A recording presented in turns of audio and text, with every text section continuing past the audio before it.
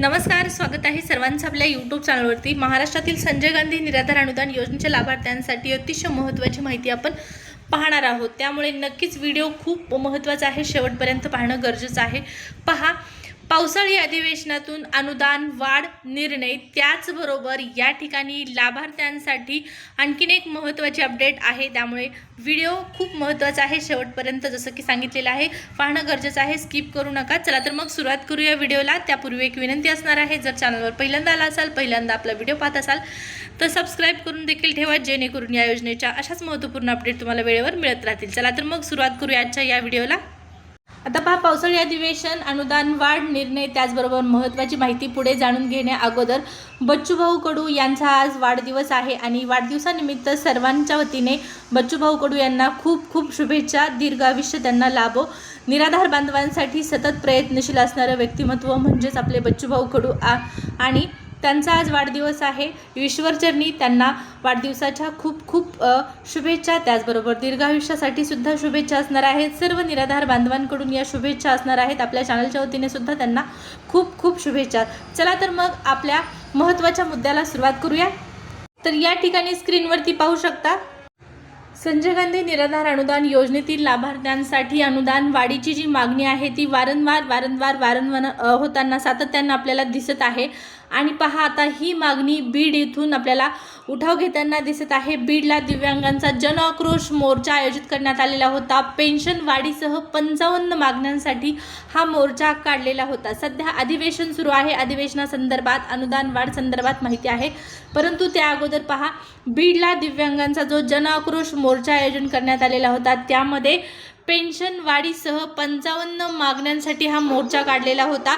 जिल्हाधिकारी कार्यालय या ठिकाणी दिव्यांग बांधवांचा अभूतपूर्व जनाक्रोश मोर्चा पाहायला मिळालेला आहे। जिल्ह्यातील 11 तालुक्यांमधून आलेल्या 300हून अधिक दिव्यांगांनी आपल्या न्याय हक्कासाठी या आंदोलनात सहभाग नोंदवला होता। यावेळी जिल्हाधिकारी यांना 55 प्रमुख मागण्यांचे निवेदन देखील देण्यात आलेलं आहे। या आंदोलनाचे नेतृत्व दिव्यांग जनसंपदा फाउंडेशन व भाजप दिव्यांग विकास आघाडीचे महाराष्ट्र प्रदेश राष्ट्रीय अध्यक्ष अमोल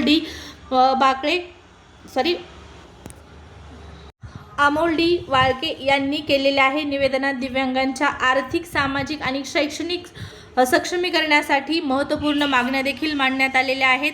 त्याचबरोबर सर्व सार्वजनिक ठिकाणी बस स्थानके व शाळा महाविद्यालये पूर्णतः या ठिकाणी सुगम करावीत, तसेच कृत्रिम अवयव या ठिकाणी पहा व्हीलचेअर जी असते ती मोफत मिळण्यात यावी, अशा अनेक मागण्यांसह या मोर्चांचं आयोजन करण्यात आलेलं होतं। दिव्यांग पेन्शन वाढीसाठी सुद्धा हा मोर्चा आयोजित करण्यात आलेला होता। त्यामध्ये प्रामुख्याने सांगण्यात आलेलं होतं की सध्या महागाईच्या तुलनेमध्ये जे 2,500 रुपयाचं अनुदान देण्यात येत आहे ते खरंच खूप तुटपुंज आहे, खूप कमी आहे आणि म्हणूनच यामध्ये दिव्यांगांच्या आर्थिक अडचणी भागवणं अशक्य आहे। सरकारने या मागण्यांचा विचार करून सगळ्यात पहिलं तर अनुदान वाढ करायला पाहिजे। आपल्याला माहीत आहे, या ठिकाणी पहा, ही मागणी बऱ्याच दिवसांपासून लावून धरलेली आहे। बच्चू कडूंनी सुद्धा ही मागणी मांडलेली आहे आणि आता या मागण्यांसाठी पुन्हा एकदा मोर्चा होताना दिसत आहे दिव्यांग बांधव। आता दिव्यांग बांधवांनी ज्या पद्धतीने उठाव घेतलेला आहे, ज्या पद्धतीने मागण्या मांडलेल्या आहेत, त्याच पद्धतीने इतर लाभार्थ्यांनी सुद्धा यामध्ये सहभाग नोंदवला पाहिजे। सहभाग नोंदवणं तितकंच गरजेचं आहे।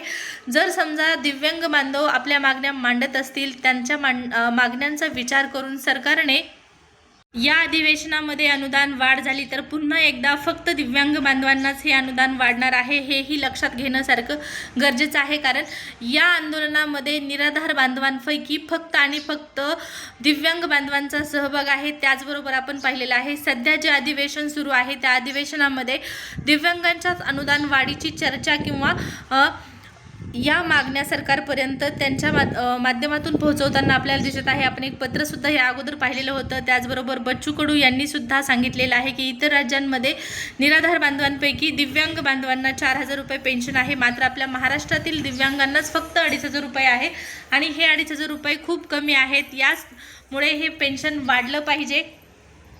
सांगण्याचा उद्देश हा आहे, जर समजा पेन्शन वाढलं दिव्यांग बांधवांचं तर खूप चांगली गोष्ट असणार आहे, पण यामध्ये इतर लाभार्थ्यांना सुद्धा ही पेन्शन वाढायला पाहिजे असं प्रत्येकाला वाटतं, पण त्यासाठी ते प्रयत्नशील नाहीत किंवा त्यांची मागणी जी आहे ती मांडत नाही सरकारपुढे, हेही तितकंच खरं आहे। जे मागणी मांडत आहेत त्यांचं अनुदान वाढलं तर नक्कीच इथं तुम्हाला मागच्या वेळेसारखं बसावं लागणार आहे 1,500वर समाधान मानून. त्यामुळे इतर लाभार्थ्यांनी सुद्धा यामध्ये सहभाग नोंदवणं तितकंच गरजेचं आहे. आता अधिवेशनासाठी फक्त 5 दिवस बाकी आहेत. 10 तारखेपर्यंत हे अधिवेशन असणार आहे. या अगोदर 2च वेळेस या अधिवेशनामध्ये आपल्याला चर्चा पाहण्यास मिळालेली आहे. ती म्हणजे अनुदान वाढी संदर्भातली. एक म्हणजे बच्चूभाऊ कडू यांच्या वतीने आणि दुसरं म्हणजे अमोल खताळ यांच्यासाठी जे पत्र आलेलं होतं त्या पत्राच्या निमित्ताने. मात्र यामध्ये फक्त चर्चा झालेली आहे, निर्णय अद्याप झालेला नाही, निर्णय बाकी आहे. येत्या 5 दिवसामध्ये अपेक्षा करूया या अनुदान वाढी संदर्भात चर्चा होऊन निर्णय व्हायला पाहिजे. किंवा समजा 6,000 रुपये होणं तर सध्या शक्य दिसत नाही, कठीण दिसत आहे. मात्र जरी 6,000 रुपये नाही झालं तसं तर व्हायलाच पाहिजे, पण झालं नाही तर फुल न फुलाची पाकळी म्हणतात त्या पद्धतीने थोडंसं प्रमाणात का होईना अनुदान वाढलंच पाहिजे.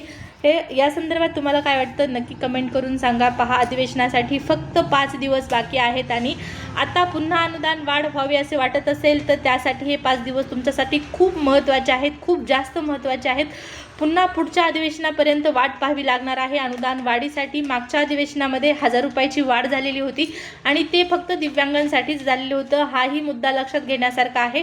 त्यामुळे येणारे 5 दिवस अत्यंत महत्त्वाचे आहेत निराधार बांधवांसाठी, निराधार योजनेच्या पेन्शन वाढीच्या मागणीसाठी. यावर विचार करा आणि पुढची जी कृती असणार आहे ती काय करायची आहे हेही ठरवणं गरजेचं आहे. कारण फक्त मागणी तुम्ही स्वतः करत आहात, परंतु ती मागणी सरकारपर्यंत, विधानसभेपर्यंत, अधिवेशनापर्यंत, मुख्यमंत्र्यांपर्यंत पोहोचवणं तितकंच गरजेचं आहे. 5 दिवसामध्ये यावरती विचार होणं, निर्णय होणं खरंच गरजेचं आहे. जर निर्णय झाला तर खूप चांगली गोष्ट असणार आहे. आता दिव्यांग बांधवांच्या अनुदान वाढीसाठी सतत चर्चा होत आहे. यावर निर्णय जो होईल तो तुम्हाला कळवण्यातच येणार आहे. त्यासाठी सबस्क्राईब करायला विसरायचं नाही. त्यासोबतच आणखीन एक महत्त्वाचा मुद्दा म्हणजे पेन्शन. या महिन्याची पेन्शन तुमच्या खात्यामध्ये जमा झालेली असेल अशी अपेक्षा करते आणि ज्यांची जमा झालेली नाही त्यांनी तहसील कार्यालयामध्ये जाऊन चौकशी करा.